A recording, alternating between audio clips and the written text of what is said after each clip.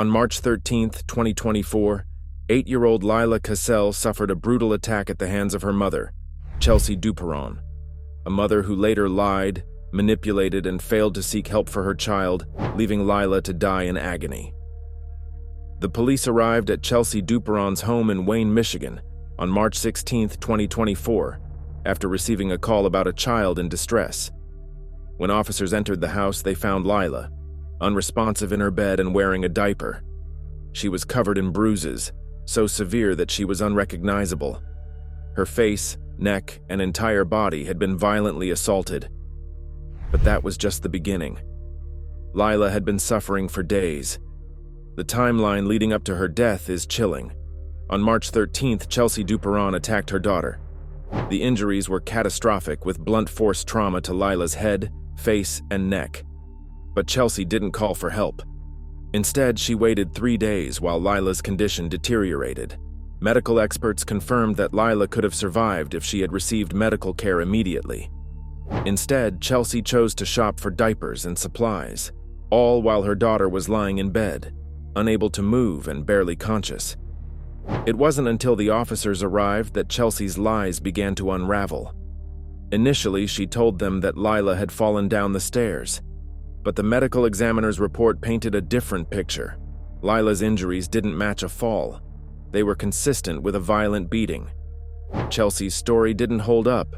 Then, in an even more bizarre twist, she told police that bad spirits had attacked her daughter, and even claimed a mysterious woman had caused the injuries. But none of this could explain the severity of what happened. The truth was more sinister.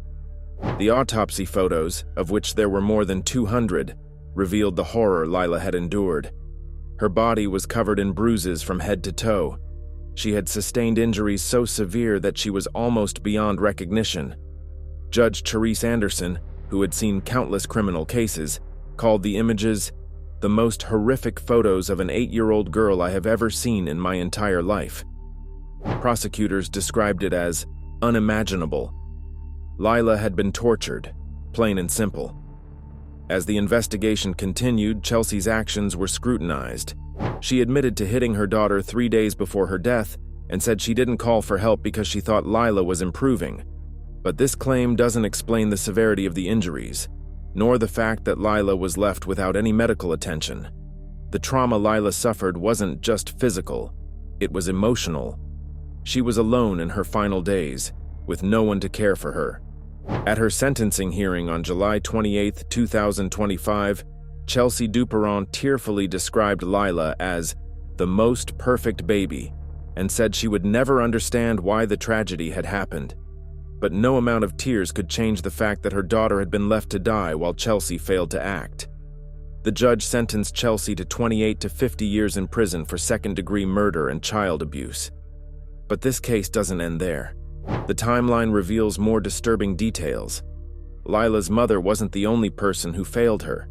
Her boyfriend, who was living with Chelsea at the time, was also present during the tragic events. He later admitted that he recognized Lila's distress, but did nothing to intervene. He didn't call 911. He didn't even try to get help. Prosecutors and the court made it clear, while Chelsea was the one who committed the crime, her boyfriend's inaction also played a significant role in Lila's suffering. Shockingly, he faced no charges. Despite the overwhelming evidence, Chelsea's defense team tried to paint a different picture. They described her as a grieving mother who wasn't in her right mind. They argued that she didn't intend to hurt her daughter, and that she truly believed Lila could heal on her own. But the evidence tells a different story. Chelsea had the opportunity to save her daughter. Instead, she chose to let her suffer, and the consequences were devastating. Lila's grandmother, Terry Cassell, spoke in court, delivering a powerful eulogy for her granddaughter. She described how Lila was taken from the family not once, but twice. First by false allegations from Chelsea, and then, tragically, by the brutal actions of the same woman. Terry expressed her anger, sadness, and desire for justice. She called for Chelsea to be held accountable for the brutal murder of her own daughter, and in the end, the judge agreed.